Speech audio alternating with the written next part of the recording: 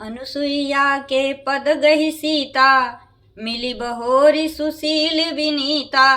ऋषि पत्नी मन सुख अधिकाई, आशीष देई निकट बैठाई।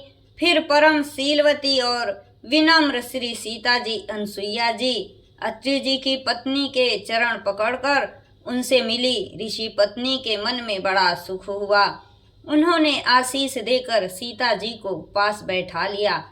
दिव्य बसन भूषण पहिराए, जे नित नूतन अमल सुहाए। कर ऋषि बधु सरस मृदुबानी, नारी धर्म कछु ब्याज बखानी।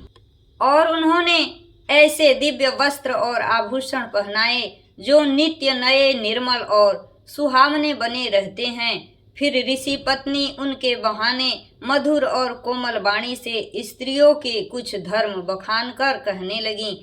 मातु पिता भ्राता हितकारी, मित प्रद सब सुन राजकुमारी। अमित दानि भरता बय देही, अधम सोनारी जो सेवन तेही।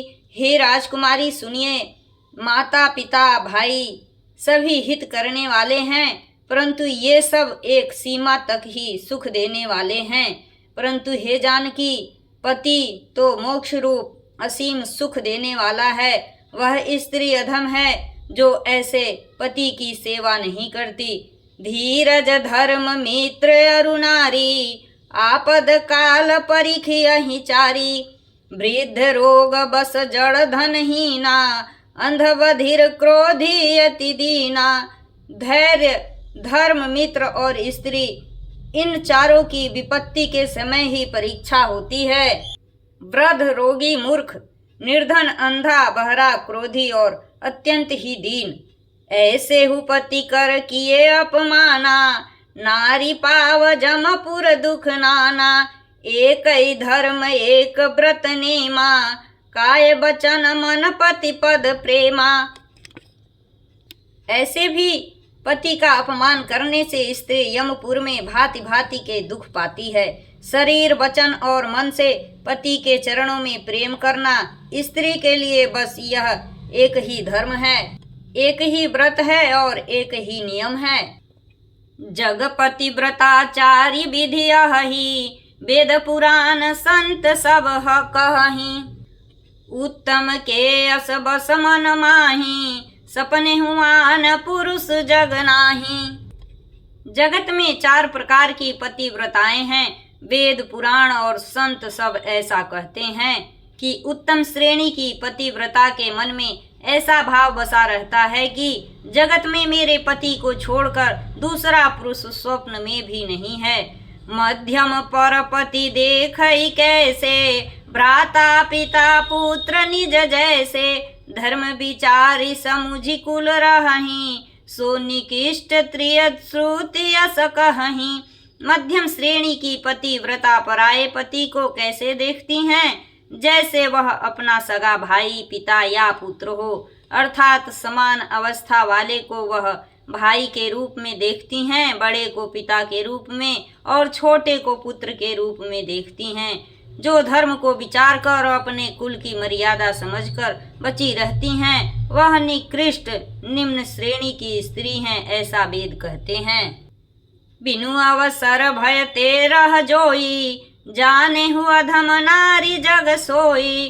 पति वंचक पर पति रति करई, रौरव नरक कल्प सत परई। और जो स्त्री मौका न मिलने से या भयवश पतिव्रता बनी रहती है, जगत में उसे अधम स्त्री जानना। पति को धोखा देने वाली जो स्त्री पराये पति से रति करती है, वह तो 100 कल्प तक रौरव नरक में पड़ी रहती है। क्षण सुख लागी जन्म सत कोटि, दुख न समुझते ही सम को खोटी। बिनु श्रम नारी परम गति लहही, पतिव्रत धर्म छाड़ी छल गहई। क्षण भर के लिए सुख के लिए जो 100 करोड़ असंख्य जन्मों के दुख को नहीं समझती, उसके समान दुष्टा कौन होगी। जो स्त्री छल छोड़कर पतिव्रत धर्म को ग्रहण करती है, वह बिना ही परिश्रम परम गति को प्राप्त करती है। पति प्रतिकूल जन्म जह जाई, विधवा होई पाई तरुणाई। किंतु जो पति के प्रतिकूल चलती है वह जहाँ भी जाकर जन्म लेती है वहीं जवानी पाकर भरी जवानी में विधवा हो जाती है। सहज पावनी नारी पति सेवत शुभ गति लहही। जसु गावत श्रुति चारि अजहूँ तुलसी का हरि प्रिय। स्त्री जन्म से ही अपवित्र है किंतु पति की सेवा करके वह अनायास ही शुभ गति प्राप्त कर लेती है। पातिव्रत धर्म के कारण ही आज भी तुलसी जी भगवान को प्रिय हैं और चारों वेद उनका यश गाते हैं। सुन सीता तब नाम सुमिरी नारी पति व्रत करही। तो ही प्राण प्रिय राम कहिऊ कथा संसार हित। हे सीता सुनो, तुम्हारा तो नाम ही लेकर स्त्रियां पतिव्रत धर्म का पालन करेंगी। तुम्हें तो श्री राम जी प्राणों के समान प्रिय हैं। यह पतिव्रत धर्म की कथा तो मैंने संसार के हित के लिए कही है। सुनी जान की परम सुख पावा सादरता सुचरण सिरुनावा। तब मुनि सन कह कृपा निधाना आयसु होई जाऊ बन आना। जानकी जी ने सुनकर परम सुख पाया और आदर पूर्वक उनके चरणों में सिर नवाया। तब कृपा की खान श्री राम जी ने मुनि से कहा, आज्ञा हो तो अब दूसरे वन में जाऊं। संत तमो पर कृपा करे हूँ सेवक जानि तजेहु जनिने हूँ। धर्म धुरंधर प्रभु कै बानी सुनि सप्रेम बोले मुनि ज्ञानी। मुझ पर निरंतर कृपा करते रहिएगा और अपना सेवक जानकर स्नेह न छोड़िएगा। धर्म धुरंधर प्रभु श्री राम जी के वचन सुनकर ज्ञानी मुनि प्रेम पूर्वक बोले, जासु कृपा जस शिव सनकादि चहत सकल परमारथ बादी। ते तुम राम अकाम पियारे दीन बंधु मृदु बचन उचारे। ब्रह्मा शिव और सनकादि सभी परमार्थवादी तत्ववेता जिनकी कृपा चाहते हैं, हे राम जी आप वही निष्काम पुरुषों के भी प्रिय और दीनों के बंधु भगवान हैं जो इस प्रकार कोमल वचन बोल रहे हैं। अब जानी मैं श्री चतुराई भजी तुम्हि सब देव बिहाई। जेहि समान अतिशय नहीं कोई ताकर शील कस नास होई। अब मैंने लक्ष्मी जी की चतुराई समझी जिन्होंने सब देवताओं को छोड़कर आप ही को भजा।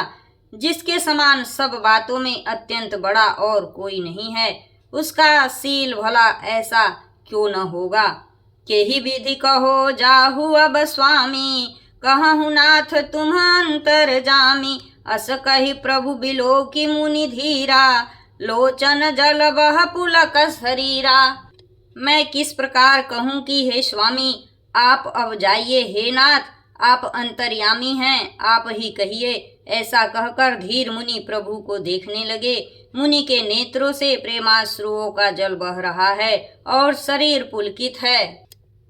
तन पुलक निर्भर प्रेम पूरन नयन मुख पंकज दिए।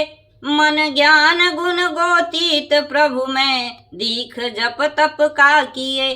जप जोग धर्म समूह ते नर भगति अनुपम पावई। रघुबीर चरित पुनीत निस दिन दास तुलसी गावई। मुनि अत्यंत प्रेम से पूर्ण हैं, उनका शरीर पुलकित है और नेत्रों को श्री राम जी के मुख कमल में लगाए हुए हैं। मन में विचार रहे हैं कि मैंने ऐसे कौन से जप तप किए थे जिसके कारण मन ज्ञान गुण और इंद्रियों से परे प्रभु के दर्शन पाए। जप योग और धर्म समूह से मनुष्य अनुपम भक्ति को पाता है। श्री रघुवीर के पवित्र चरित्र को तुलसीदास रात दिन गाता है। कलिमल समन दमन मन राम सुजस सुख मूल। सादर सुनहि जे तिन्ह पर राम रहि अनुकूल। श्री रामचंद्र जी का सुंदर यश कलयुग के पापों का नाश करने वाला, मन को दमन करने वाला और सुख का मूल है। जो लोग इसे आदर पूर्वक सुनते हैं उन पर श्री राम जी प्रसन्न रहते हैं। कठिन काल मल कोश धर्मन ज्ञानन जोग जप। परिहरि सकल भरोस राम ही भजहि ते चतुर नर। यह कठिन कलिकाल पापों का खजाना है। इसमें न धर्म है, न ज्ञान है और न योग तथा जप ही है। इसमें तो जो लोग सब भरोसों को छोड़कर श्री राम जी को ही भजते हैं वे ही चतुर हैं।